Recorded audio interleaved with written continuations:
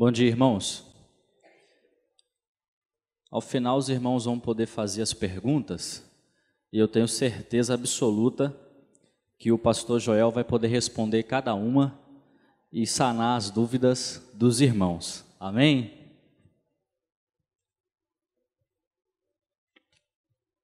O fenômeno do neopentecostalismo no Brasil, talvez no mundo, tem sido aquele que mais cresceu nos últimos anos. As igrejas neopentecostais são as igrejas que mais crescem nos últimos anos. E por que abordar esse tema hoje com os irmãos? Por que nós tratarmos esse tema? Porque nós somos bombardeados, nós vemos pelas mídias, nós vemos pelas ruas e às vezes não entendemos como se deu ou como se dá esse fenômeno que ocorre pertinho de nós. Se nós pararmos para analisar, quando nós saímos às ruas, nós vemos que há inúmeras igrejas neopentecostais. Antes de entrar, de fato, nesse tema neopentecostal, eu preciso voltar com os irmãos. Há muitos anos atrás, o irmão Elifas ainda não era nascido, lá na Reforma Protestante, no século XVI. Por quê? Porque lá os reformadores fizeram alguns questionamentos à Igreja Romana. E são alguns questionamentos que talvez caberiam a nós fazermos hoje, diante de alguns fenômenos que estão acontecendo perto de nós. O primeiro questionamento que aconteceu lá na Reforma Protestante foi o seguinte: a Bíblia como única fonte de autoridade. Naquele tempo não havia essa questão. As pessoas elas tinham um líder máximo e era esse líder máximo que era a autoridade sobre elas. E então foi questionado essa autoridade desse líder máximo. Um outro questionamento foi a justificação pela fé, porque também lá as pessoas pregavam que você poderia ser justificado através de algumas outras coisas, por exemplo, indulgência, e por aí vai. Naquele tempo, um dos principais reformadores foi Martinho Lutero. O que Martinho Lutero fez, além de propor uma oposição a essa igreja romana, foi de fato cumprir com uma ruptura a essa igreja, porque a oposição muitos propuseram, mas romper com essa igreja romana foram poucos, e Martinho Lutero foi um deles. E aí, lá em 1517, ele então passou para o povo as suas 95 teses, e duas delas estão aqui. E eu peço que os irmãos atentem para esses três tópicos do início, acerca da Reforma Protestante, que é a Bíblia como única fonte de autoridade, a justificação pela fé, e duas das 95 teses de Lutero que diz assim, admoeste-se os cristãos a que se empenhem em seguir seu cabeça. Quem é o cabeça? Cristo. Através da cruz e da morte. E desta maneira, aí já é uma outra tese, mais espero entrar no reino dos céus por muitas aflições do que confiando em promessas de paz infundadas. Jesus disse que a porta ela é estreita, né? A gente agora vai prosseguir nos anos um pouquinho até chegar no Brasil, mais ou menos no ano de 1905, aliás, ainda não é no Brasil, porque vai ser o pentecostalismo no mundo. Como que surgiu o pentecostal ou o pentecostalismo no mundo? Os reformadores vieram desde a Idade Média, fazendo a sua ruptura com a Igreja Romana. Algumas igrejas históricas foram surgindo no decorrer dos anos, a Igreja Batista, a Igreja Presbiteriana. E em 1906 acontece o que a história chama de avivamento da Rua Azusa, 1906, em Los Angeles.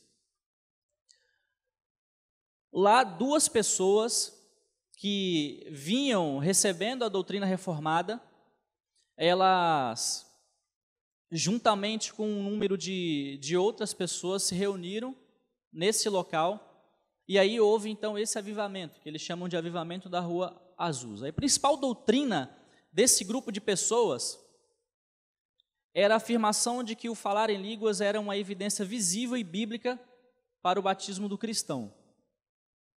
Esse grupo de pessoas cresceu absurdamente num curto período de tempo. Eram pessoas que estavam mais ou menos na classe inferior, nas classes médias e baixas. Eram descendentes de africanos que moravam nos Estados Unidos. Eram pessoas que normalmente naquele tempo viviam segregadas. Prosseguindo, no Brasil, o pentecostalismo chega em 1910. Porém, nós precisamos dividir o pentecostalismo no Brasil em 3 ondas. Os historiadores dividem esse fenômeno em 3 ondas. A primeira delas foi o surgimento, como o pastor disse, da Congregação Cristã do Brasil, lá em São Paulo, em 1910. Foi a primeira igreja pentecostal que foi organizada no Brasil. E, posteriormente, a organização da Igreja Assembleia de Deus em Belém, no Pará, em 1911. Foram igrejas que romperam com igrejas tradicionais, com igrejas históricas. A segunda onda demorou um pouquinho para acontecer, mais ou menos 40 anos. Foi na década de 50, com o surgimento de grupos ligados àquele pentecostalismo mais clássico, que são as igrejas mais antigas pentecostais que nós conhecemos hoje. A Igreja do Evangelho Quadrangular, a Igreja Pentecostal Brasil para Cristo, que hoje não é muito conhecida, e a mais famosa de todas, a Igreja Pentecostal Deus é Amor. Aqui, o pentecostalismo ainda não propôs uma nova teologia mais rústica, uma nova teologia mais na contramão daquilo que os reformadores propuseram lá na Reforma Protestante, apesar de algumas práticas já serem contrárias aos que os reformadores propuseram. E a terceira onda, que é a onda que nós vamos explanar um pouquinho mais hoje, que é a caracterizada pelo neopentecostalismo, ou alguns historiadores vão chamar de pós-pentecostalismo, ou seja, eles já colocam o neopentecostalismo como um fenômeno fora do pentecostalismo no Brasil. Essa onda ela foi caracterizada pelo surgimento desse fenômeno, que ficou marcado principalmente pelo surgimento da IURD, da Igreja Universal do Reino de Deus, no final da década de 70, com o início da década de 80. E nós vamos explanar um pouquinho o surgimento de algumas igrejas neopentecostais. Antes de falar da IURD, eu preciso falar da Igreja Pentecostal Nova Vida, que é também pouco conhecida, mas ela foi primordial para o estabelecimento do neopentecostalismo no Brasil. Por que isso? Porque ela foi organizada no Rio de Janeiro, em 1970, e ela é provedora de lideranças, das 2 maiores lideranças do neopentecostalismo no Brasil. Desta igreja, saíram o R.R. Soares e o Edir Macedo, nós vamos ver mais à frente. E aqui, essa igreja começa a divergir um pouco a sua teologia, porque ela começou então a empregar uma nova doutrina, uma nova teologia, por isso, neopentecostal, que diz, ela pregava a valorização da prosperidade financeira, a ausência do rigor legalista e o combate excessivo ao espiritismo em suas várias seções. O que aconteceu? Essa igreja foi formada como? Era um grupo de pessoas que vieram de fora do país. Eles começaram a observar que as igrejas pentecostais na época, elas tinham uma teologia mais propensa à classe média e classe alta. E aí, eles tiveram uma sacada interessante. Nós precisamos alcançar de alguma forma a classe baixa, os pobres. Como nós vamos fazer isso? Nós temos que dar algo novo para eles. Então eles começaram a mudar a teologia, eles começaram a mudar a prática, para poder alcançar as pessoas menos favorecidas que não tinham acesso às outras igrejas. E por isso essa igreja é importantíssima no cenário neopentecostal no Brasil, porque podemos afirmar que ela foi a propulsora, apesar de nós conhecermos outras igrejas, e outras igrejas tomarem uma proporção muito maior, essa igreja foi o embrião do neopentecostalismo no Brasil. Posteriormente veio a IURD. A IURD foi fundada em 77, também no Rio de Janeiro, por 3 homens importantes nesse cenário neopentecostal. 2 são conhecidos: o Edir Macedo, o Romildo Ribeiro Soares, que é o R.R. Soares, Roberto Augusto e mais um, Carlos Rodrigues. Por que o Edir Macedo saiu da Igreja Pentecostal Nova Vida? O bispo Hermes Hernandes, ele tem até um vídeo dele recente na internet, ele contando que o pai dele era pastor nessa igreja. E o pai dele iria ordenar o ministério, iria consagrar o ministério a alguns pastores, e o bispo da IURD era um desses pastores. Houve um evento na igreja, e o bispo ele teve uma grande dificuldade de trabalhar com uma pessoa possessa. Ele não teve um jogo de cintura para trabalhar com uma pessoa possessa, na abordagem dessa pessoa. Enquanto os outros pastores ou os outros pré-pastores, né, os que estavam aspirando o ministério, tiveram uma desenvoltura melhor com isso. E o pai do Hermes Hernandes, ele vira e diz: olha, eu não vou consagrar esse rapaz, ele é muito novo, ele não tem experiência, e eu não vou consagrar esse rapaz agora. E esse foi um dos estupins para que ele saísse da Igreja Pentecostal Nova Vida, juntamente com uma comitiva, e fundasse uma outra denominação, uma outra igreja. É uma das igrejas mais antigas hoje, é a maior igreja. Essa é a igreja que mais cresce no Brasil. E aí é preciso analisar o contexto socioeconômico. Por quê?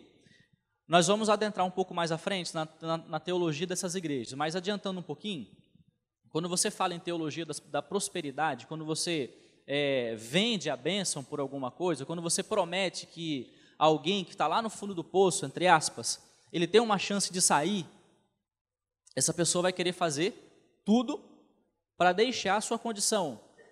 E essa foi uma das táticas que essa igreja veio trazendo. Ou seja, alguém que não tem uma condição de sair, de melhorar de vida, ela vai se apegar em qualquer coisa para sair de vida. Então você começa a vender isso para ela. E aí você está num país que a taxa de juros é altíssima, as pessoas, infelizmente, se endividam muito fácil. Não é muito difícil você encontrar pessoas que têm o seu nome restrito, pessoas que devem muito, pessoas desesperadas, e aí você oferece algo para essa pessoa resolver o seu problema, ainda que esse algo não seja algo bíblico. Ela possui caráter multinacional e grande habilidade com os aparelhos de mídia. Ou seja, é uma igreja que começou a expandir-se para o mundo. Por quê? O Edir Macedo foi morar no exterior na década de 80, foi se aperfeiçoar em algumas coisas, foi morar nos Estados Unidos, e ele começou a entender que através da mídia ele poderia expandir a sua mensagem para o mundo. E assim ele faz.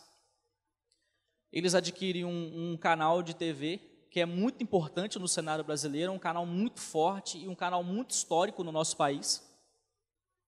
E partindo daí, ele começa então a propagar a sua teologia, propagar as suas ideias. A Igreja Internacional da Graça, que é do R.R. Soares, ela foi fundada em 1980, um pouquinho depois. O R.R. Soares, ele sai da parceria com o Edir Macedo e funda a sua igreja, porém com marcas semelhantes às de sua antiga igreja. Vale lembrar que R.R. Soares era filho de presbiteriano com a mãe católica. Teve formação batista na mocidade, na sua juventude ele passou por uma igreja batista, fez parte da Igreja Pentecostal Nova Vida, Cruzada do Caminho Eterno e IURD, ou seja, foi um peregrino teológico, né? Passou por inúmeras denominações e pôde absorver muitas coisas e pôde pegar para si inúmeras coisas para poder aplicar na sua igreja. Partindo para a Igreja Apostólica Renascer em Cristo. Essa igreja ela é famosa porque normalmente ela abriga os jogadores de futebol, né? Os jogadores de futebol de São Paulo normalmente pertenciam a essa igreja. O mais famoso era o Kaká. Essa igreja foi organizada pelo Estevão Hernandes e a sua esposa, a Sônia. Esse casal é aquele mesmo que foi envolvido no caso dos dólares na Bíblia, nos Estados Unidos, e foram presos, e lá ficaram por muito tempo. É uma igreja que tem uma importância no cenário musical brasileiro. Algumas bandas gospel são provenientes dessa igreja, algumas outras romperam com essa igreja, também como pessoas famosas romperam com essa igreja.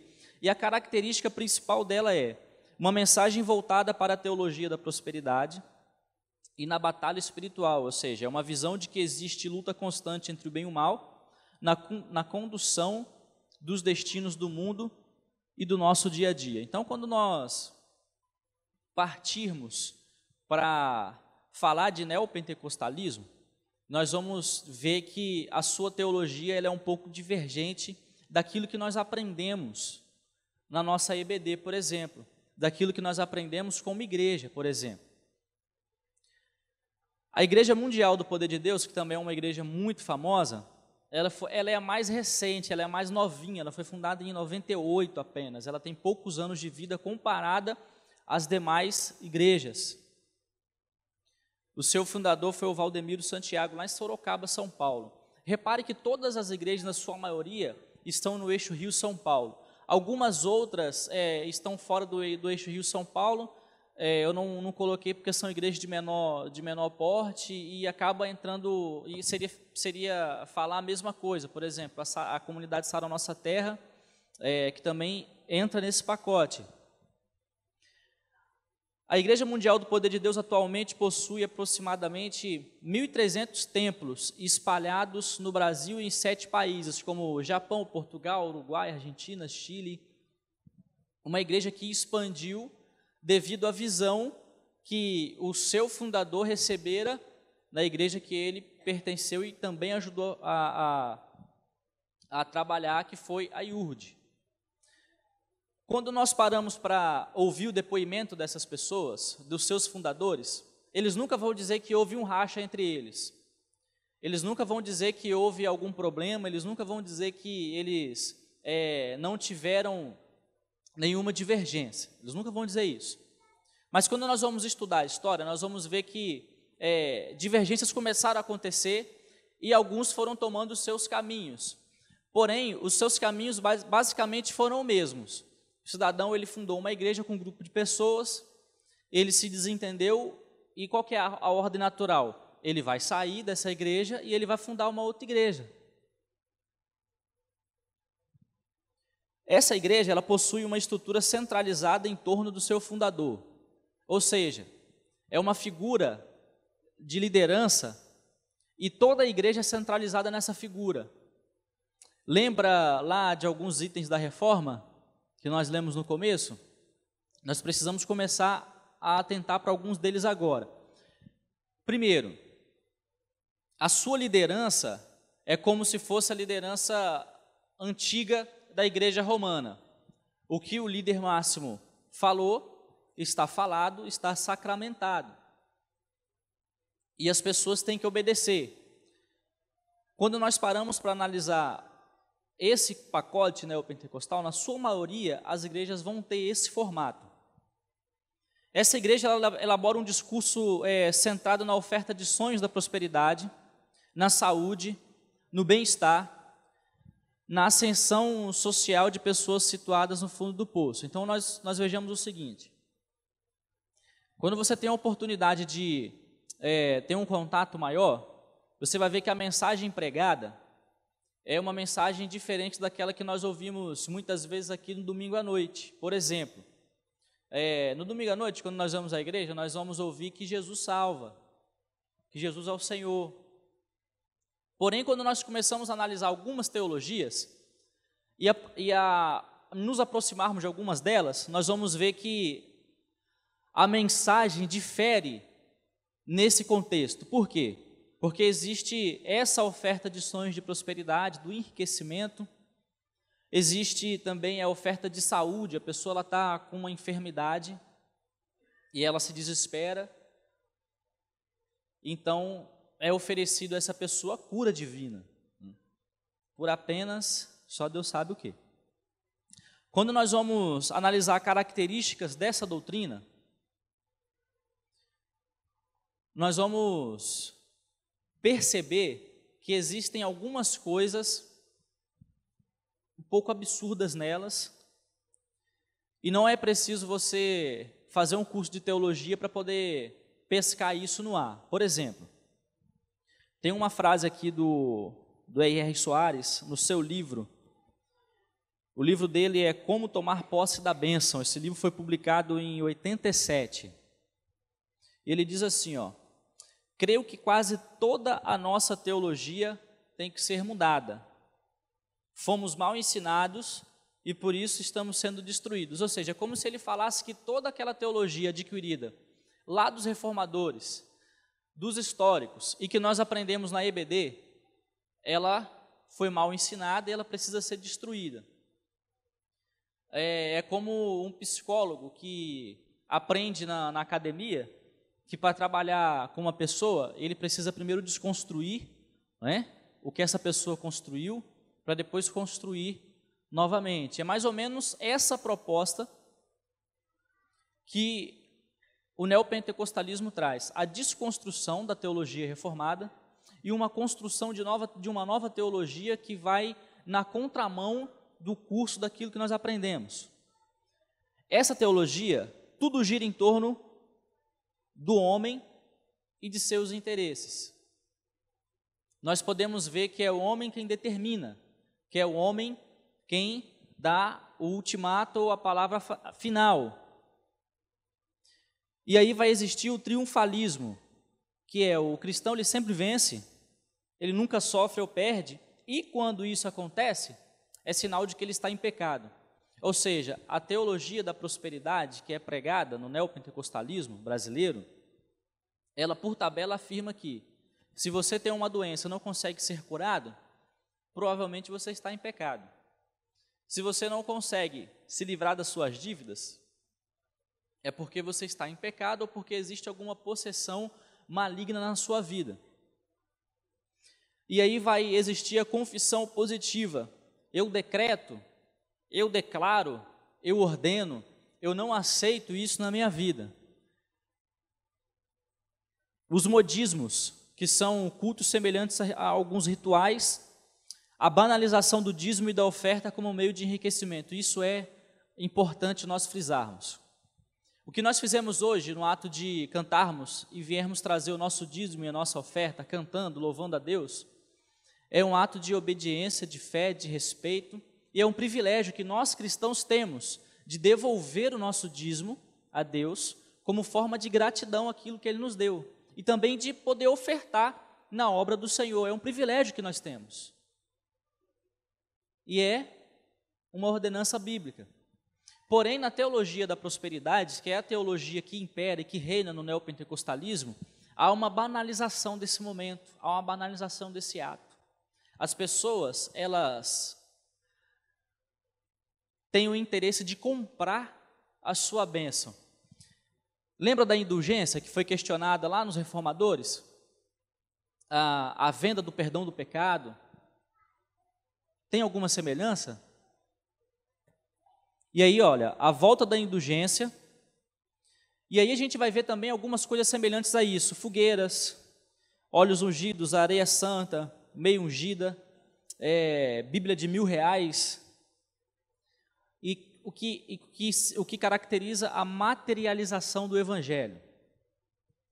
Quando nós temos essa materialização do Evangelho, a essência do Evangelho ela vai sendo posta em segundo plano, ou seja, nós temos uma condição de comprar um lugar no céu. Porém, a essência do Evangelho é que nós já fomos comprados, que esse lugar já está pago, e foi pago com o sangue do Cordeiro derramado na cruz. E quando nós esquecemos disso e partimos para uma outra teologia,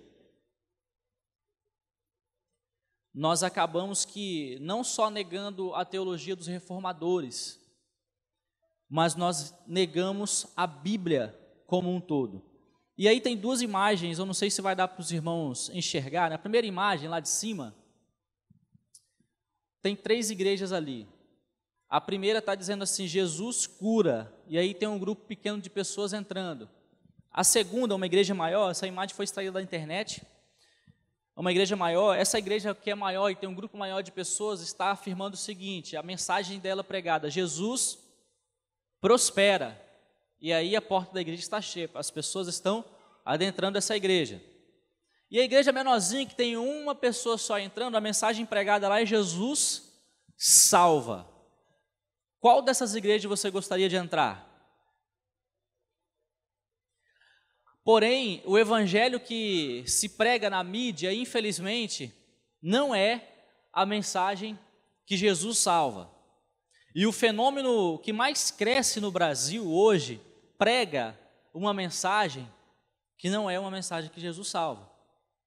E nós precisamos pensar um pouco e analisar algumas coisas, porque isso acaba entrando nas nossas casas. Isso acaba entrando nas nossas famílias de alguma forma. A outra imagem de baixo faz uma pergunta assim: quem é quem? Aí tem um homem, volta por gentileza. Isso, a imagem de baixo, quem é quem? Tem um homem sentado aparentemente num sofá, pode ser um trono, né?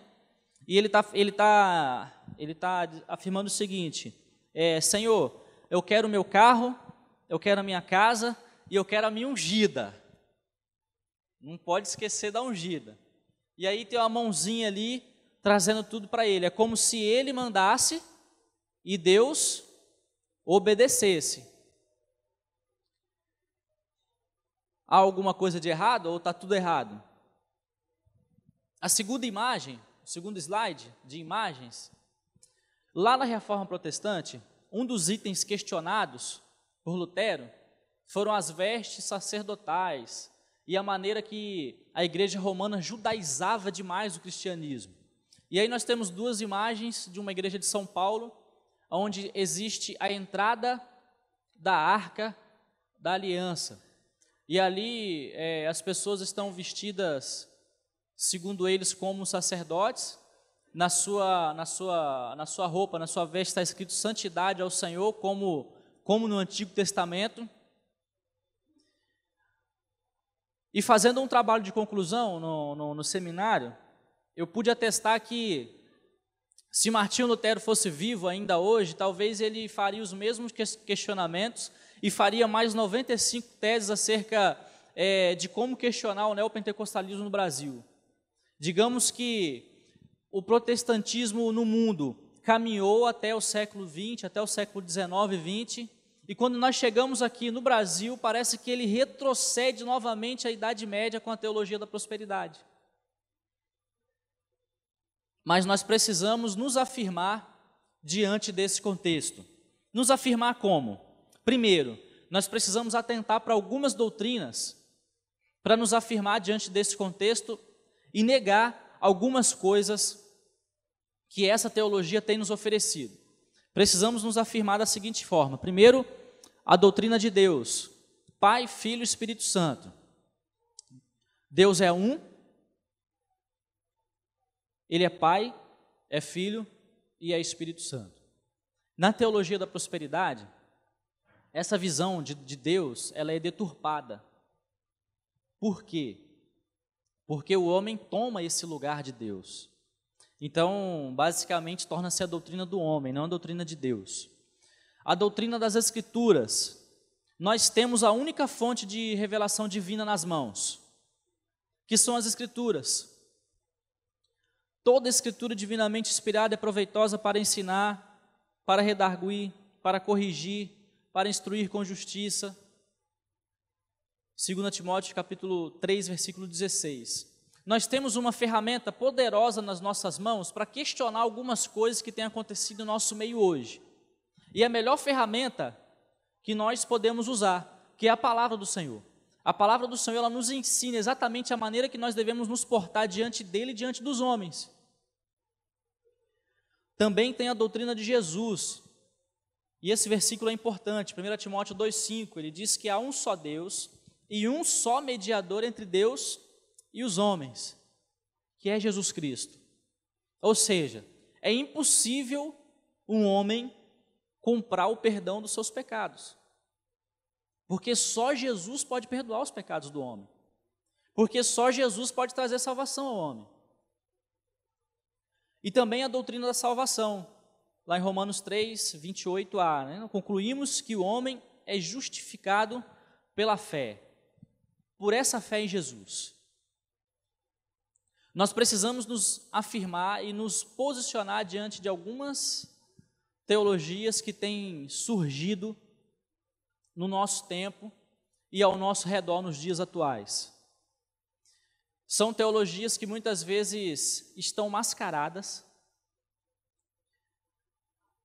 nós não percebemos, mas ela entra nas casas, ela entra, infelizmente, nas igrejas, e a verdadeira mensagem que precisa ser pregada ao homem, ela é deturpada, ela é distorcida. Então, que nós possamos observar esse fenômeno, que é um fenômeno que tem acontecido nos últimos anos e tem crescido absurdamente no Brasil. E irmos à luz da Bíblia e fazer questionamentos à luz da Bíblia e tirar aquilo que a Bíblia nos ensina de proveito em face a esse fenômeno. Amém? Qual o nosso posicionamento como batistas, já que temos perdido muitos membros para as igrejas neopentecostais? Bom, primeiro eu acredito que, pelo menos aqui na realidade que eu vivo hoje, como membro da IBG há mais de um ano, eu percebo, uma vez eu até perguntei ao pastor, e nós não perdemos membros para lá. Depois, se o pastor puder falar sobre isso, nós não perdemos membros para lá, pelo contrário, nós recebemos pessoas que são oriundas de igrejas neopentecostais. A pessoa trocar de igreja é normal, né?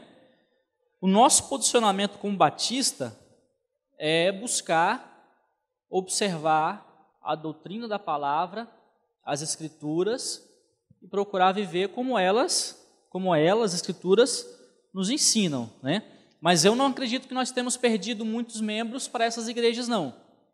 Até porque, se nós formos parar para analisar o rol de membro dessas igrejas, nós vamos ver que ela não é tão grande assim também. Existem muitos frequentadores, existem muitos adeptos, mas pessoas que foram batizadas, pessoas que levam a vida cristã, aí já é diferente, né? Foi respondido?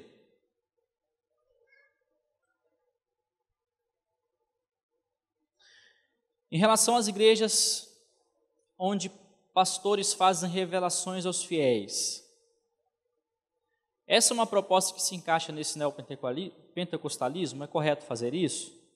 Olha, essa proposta é uma proposta do pentecostalismo, que vem antes do neopentecostalismo.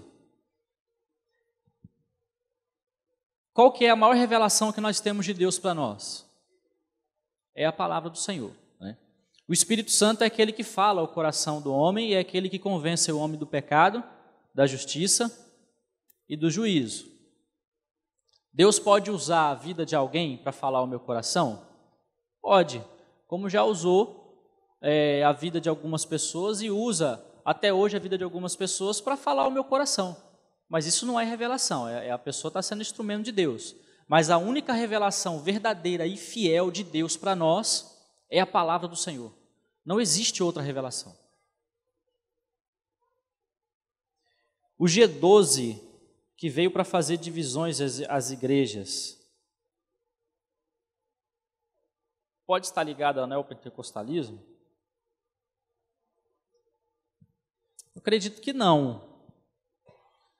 O G12 é um grupo que veio para aplicar uma teologia diferente daquela que nós pensamos também, mas eu acredito que entraria num outro pacote aí, não é esse tema, é um tema que talvez poderia ser abordado num próximo seminário.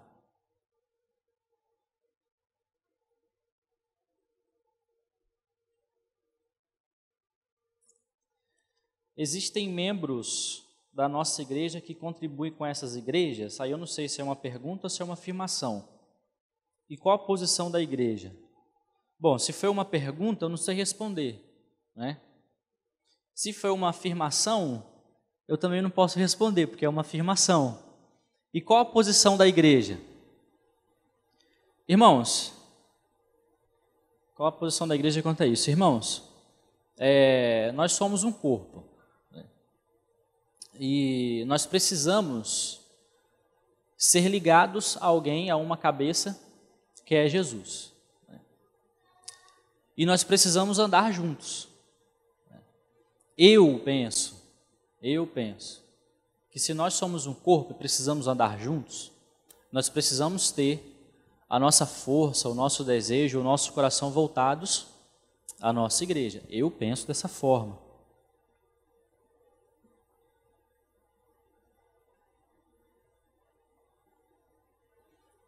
Essas pessoas que pregam a falsa teologia são charlatões ou falsos profetas?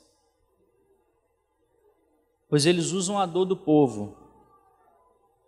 Foi uma pergunta, né? São falsos profetas ou são charlatões aí? Eu posso pensar que são os dois, talvez? Fui uma igreja fazer uma visita e dentro da mesma eles vendiam CD, DVD, revistas, etc. Eu gostaria de saber se na Bíblia, que é a palavra de Deus, nos diz se pode ou não fazer esse tipo de comércio. Veja bem, tudo depende do intento do coração. Por exemplo, vem um ministério aqui que tem um CD, ele não cobrou nada para vir aqui, cultua a Deus conosco, e aí lá fora ele, olha irmãos, nós temos o nosso trabalho aqui para vender. Isso não é errado, ele está vendendo o trabalho que ele fez, né, e aquilo até pode ser o ganha-pão dele. Agora, se a pessoa ela vende na igreja, ou se o pastor ele permite vender na igreja única e exclusivamente para o seu usufruto, como seu bem, como se fosse seu, aí tem alguma coisa errada. Então existem casos que precisam ser analisados. Eu não vejo como problema um irmão vir aqui cantar, por exemplo, e vender um CD, ou então vender uma literatura que ele publicou. Não tem, ao meu ver, não tem nenhum problema. O crescimento quantitativo dessas igrejas ocorre em maior proporção nos países subdesenvolvidos pelo fato de nesses países haverem maior desigualdade social? Sim. É uma estratégia que é usada na teologia da prosperidade. As pessoas estão sofrendo e aí você vende a saída do sofrimento delas. Então, naturalmente, essas pessoas elas vão buscar essa saída. Pessoas muito pobres são atraídas para a teologia da prosperidade. Não é errado a pessoa querer melhorar a sua vida,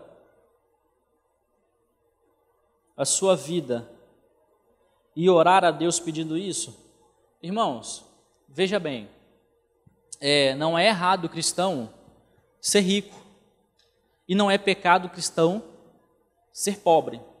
Também não é errado você orar e pedir a Deus para abençoar a sua vida financeira. Isso não é errado, pelo contrário, né? Nós precisamos ter uma vida financeira saudável, certo? Porém, se eu gasto mais do que eu ganho, naturalmente eu vou ter um problema.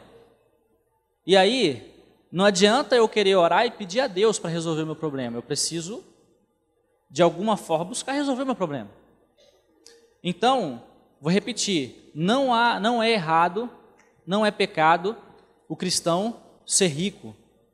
E não é pecado o cristão ser pobre. Você pode orar para Deus abençoar a sua vida financeira, você pode orar e pedir forças a Deus para você pagar suas contas em dia, para você trabalhar e pagar suas contas em dia. Aliás, você deve fazer isso. É você viver uma vida cristã de forma integral, né?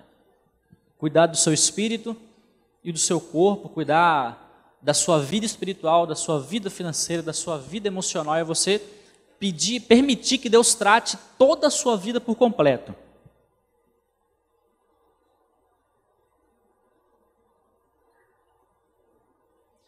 Por que pastores pedem aliança de ouro para abençoar?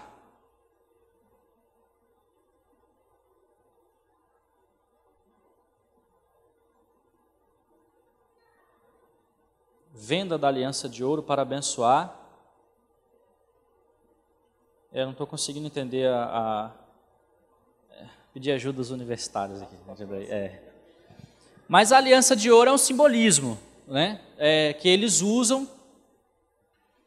E a teologia da prosperidade ela é regada de simbolismos. Como nós falamos, a fogueira santa, a meia ungida, a aliança de ouro é apenas um desses simbolismos.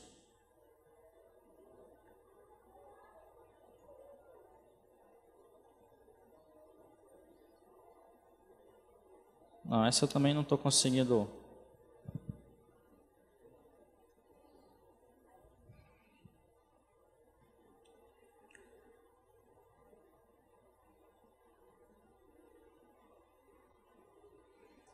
Os pentecostais dizem algo a respeito de 1 Coríntios 14, 27 e 28. Dá uma justificativa. Eu preciso ler o texto, irmão. De cabeça.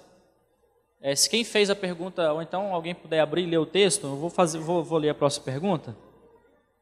1 Coríntios 14, 27 e 28. Alguém pode ler o texto, o pastor vai responder depois.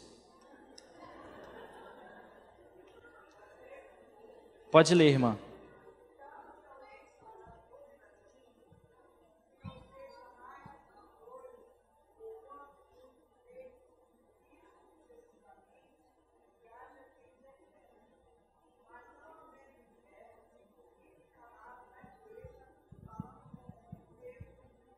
Tá, veja bem, o que aconteceu lá em Atos capítulo 2, né, foi um fenômeno onde os discípulos de Jesus falaram em outras línguas.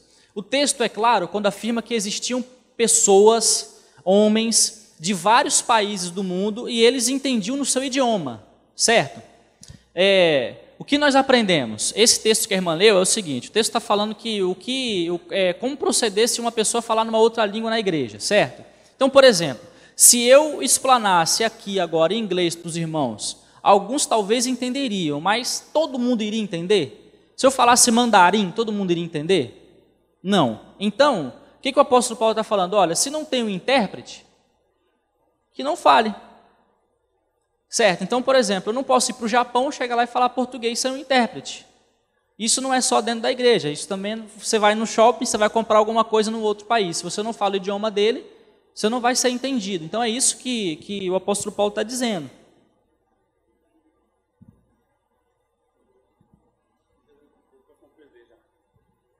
Estou perguntando o seguinte, um pastor ele pede aliança de ouro para abençoar e depois não devolve. A pessoa está reclamando disso. O outro disse que um pastor de uma igreja, falou que pode vender droga desde que desse o dízimo. E aí a irmã dele, decepcionada, desistiu dessas igrejas, abandonou, e como ajudar essa pessoa? Tá, agora aqui, olha só, a pergunta foi a seguinte, né?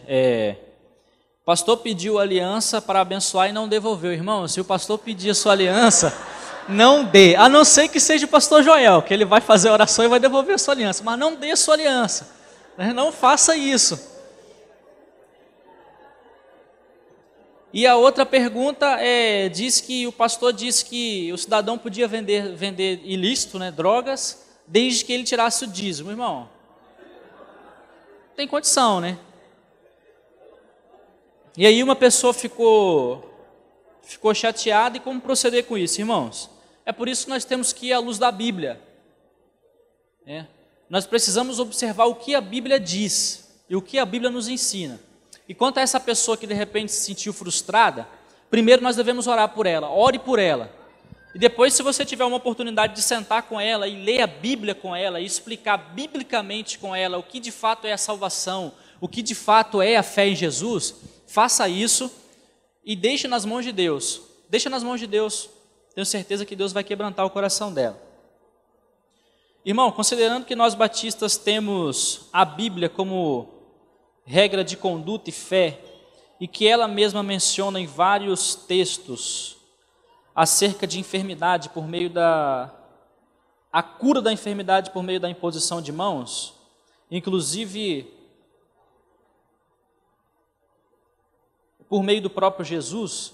Por que então nós batistas só vemos o lado negativo dessa prática, venda da cura? O irmão ou a irmã já respondeu, venda da cura. Esse é o lado negativo, venda da cura. Eu creio que Deus cura todo tipo de doença, todo tipo de enfermidade, porque Ele é poderoso. Mas venda da cura não. Então nós vamos fazer uma visita para um irmão que está enfermo, nós vamos orar e pedir a Deus para abençoar a vida dele, nós vamos colocar a vida dele diante de Deus e pedir a Deus para que, se for a vontade dele, mova a cura, que seja a cura através, uma cura divina, como foi o caso da jovem na quarta-feira que esteve aqui e deu testemunho. Não sei se os irmãos, a maioria dos irmãos estavam aqui, que estava fazendo seus exames e de repente, quando foi refazer os exames, ela já havia sido curada. Isso é cura divina, irmãos. Mas se o cristão ele tem uma enfermidade e ele foi ao médico e ele tratou essa enfermidade, isso também é cura, porque Deus permitiu, né? Então o lado negativo é esse, é venda da cura. Acho que tem outra pergunta aqui.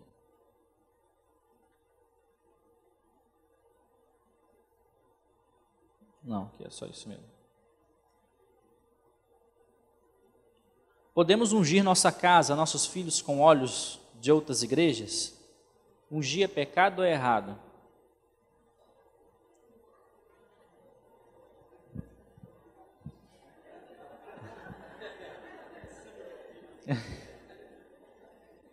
Irmãos, minha esposa estava doente essa semana, estava passando mal. O que eu pude fazer por ela não foi dar banho de óleo ou colocar o lençol santo. O que eu fiz foi orar pela vida dela. Você vai consagrar a sua vida, a sua família, se você se prostrar diante de Deus e orar pelo seu filho, orar pela sua família, orar pela sua casa, pelo seu trabalho. Dessa forma você vai consagrar a sua vida, a sua família e seu trabalho a Deus. Não tem uma fórmula mágica, não tem o pó de pirlim-pim-pim que você vai jogar e toma, santifiquei. Não tem. Você vai orar, você vai colocar diante de Deus, certo? E tenha certeza que quando você orar, quando você se colocar diante de Deus, quando você se santificar, Deus vai responder a sua oração.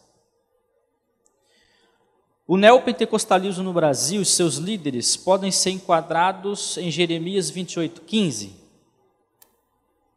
Eu não estou entendendo bem a letra, aí o irmão Bruno vai...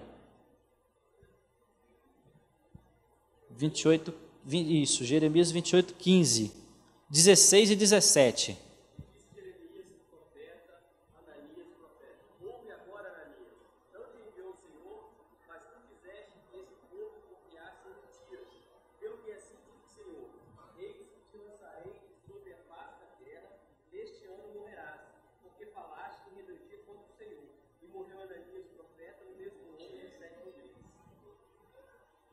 Essa é uma profecia que foi destinada a uma pessoa em específico, né? Naquele tempo. Sem citar nomes, talvez eu possa afirmar que alguma parte dessas pessoas podem se enquadrar naquilo que Jesus fala, que no final dos tempos se levantariam falsos mestres, com uma nova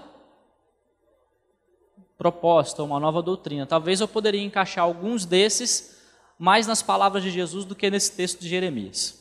Amém?